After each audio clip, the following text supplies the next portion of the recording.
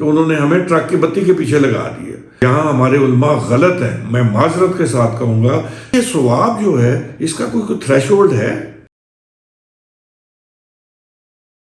السلام علیکم. رمضان کے بابرکت مہینے میں بابرکت کلام یعنی قرآن مجید کا نزول شروع ہوا 610 عیسوی ہجری میں.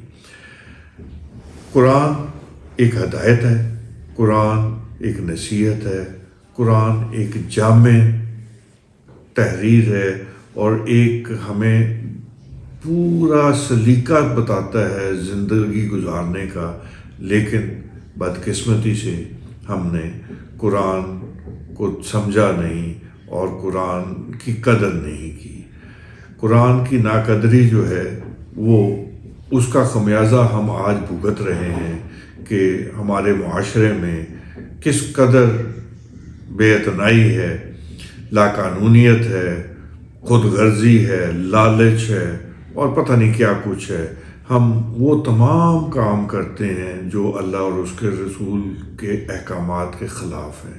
ہم ناپ تول میں ہیرا پھیری کرتے ہیں، ہم جھوٹ بولتے ہیں، ہم ایمان ہمارے پاس نہیں ہے، حق کا ساتھ نہیں دیتے. ہمیں بہت ساری باتوں میں بہت ساری کوتاہیاں ہیں اور یہ سب تمام کوتاہیوں کی بنیادی وجہ جو ہے ناظرین وہ ہے کہ قرآن سے دوری.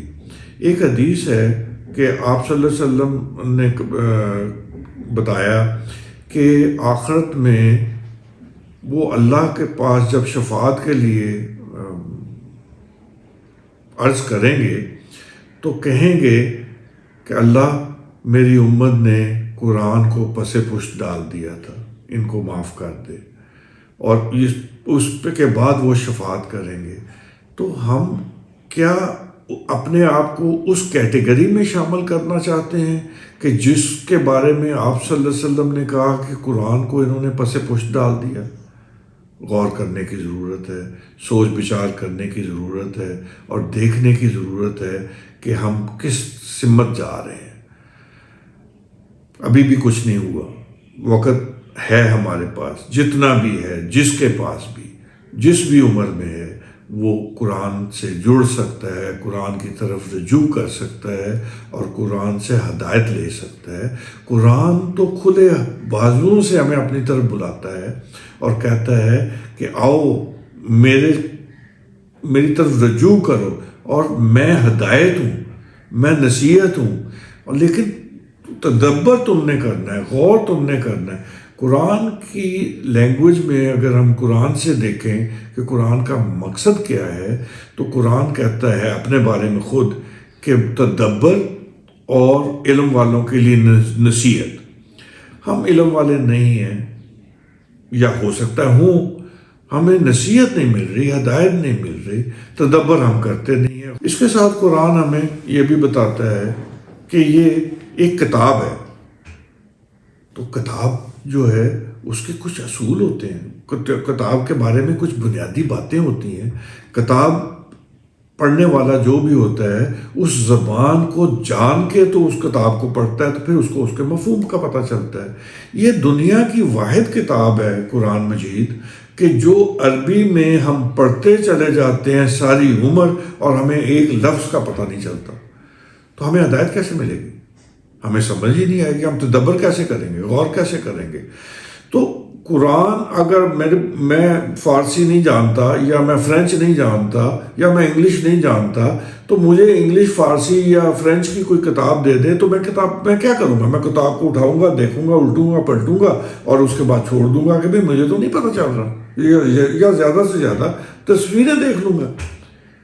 تو اب یہ جو معاملہ ہے یہاں پہ ہمارے علماء نے، میں معذرت کے ساتھ کہوں گا کہ وہ بہت بڑی ایک خطا کر دی، غلطی کر دی، انجانے میں ان سے ہو گئی.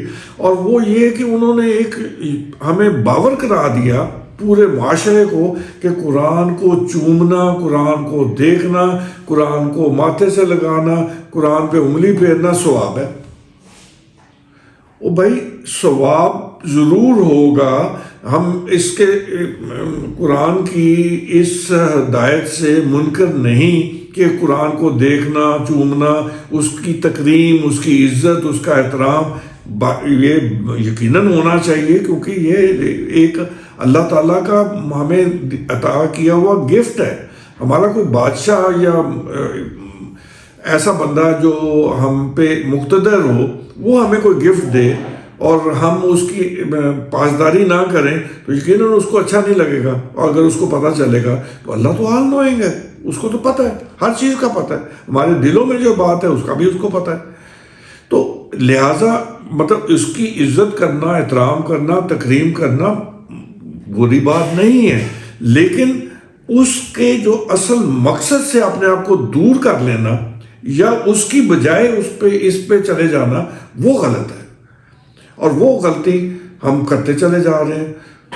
پچھلے جمعے بھی قاری صاحب نے اسی بات پہ سارا خطبہ دیا کہ قرآن کو چومنا، قرآن کو دیکھنا، انگلی پھیرنا، نہیں پڑھنی آتی عربی بسم اللہ بسم اللہ پڑھتے چلے جائیں، بسم اللہ بھی نہیں آتی خالی انگلی پھیرتے جائیں، پوری لائنوں میں پورے قرآن کے پڑھنے کا آپ کو ثواب مل جائے گا.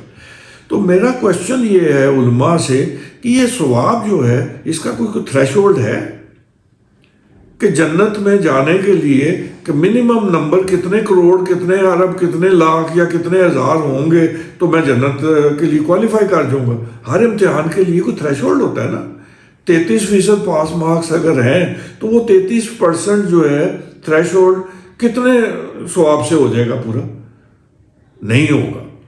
یہاں ہمارے علماء غلط ہیں، میں معذرت کے ساتھ کہوں گا، بہت معذرت کے ساتھ کہوں گا کہ انہوں نے ہمیں ٹرک کی بتی کے پیچھے لگا دیا. اللہ قرآن میں ہمیں بتا رہا ہے کہ میں نے گننا نہیں ہے ثواب، اور یہ ان چیزوں کو میں نے آپ کی نیکیوں کو نہیں دیکھنا، نہیں گننا، میں نے وزن کرنا ہے. اور وزن کیسے ہوگا؟ وزن ہوگا خلوص سے، اخلاص سے، نیت سے، کہ ہم کتنے اخلاص، خلوص اور نیت سے اللہ کے حکم کو بجاور لا رہے ہیں، اس کی مان رہے ہیں. اس کو تو ہم مانتے ہیں، اس کی نہیں مانتے. یہ میں بالعموم پورے مسلم ورلڈ کی بات کر رہا ہوں. میں یہ نہیں کہہ رہا کہ صرف پاکستانیوں میں یہ المیہ ہے، تمام جتنے بھی مسلمان ہیں اللہ ماشاء اللہ اچھے لوگ ہیں، بہت اچھے لوگ ہیں، لیکن وہ بہت قلیل مقدار میں ہیں، بہت کم ہیں جو صحیح معنوں میں مسلمان ہیں. زیادہ تر جو ہیں وہ مسلمان ہیں کیونکہ وہ مسلمان گھرانے میں پیدا ہوئے، وہ سوچ سے مسلمان نہیں ہیں، وہ عمل سے مسلمان نہیں ہیں، وہ صرف اور صرف نام کے مسلمان ہیں. ہاں ریچولز ادا کرتے ہیں، نماز پڑھتے ہیں، روزے رکھتے ہیں، باقی چیزیں بھی کرتے ہیں، لیکن زکوٰۃ سے ڈنڈی مارتے ہیں، سود کھا لیتے ہیں.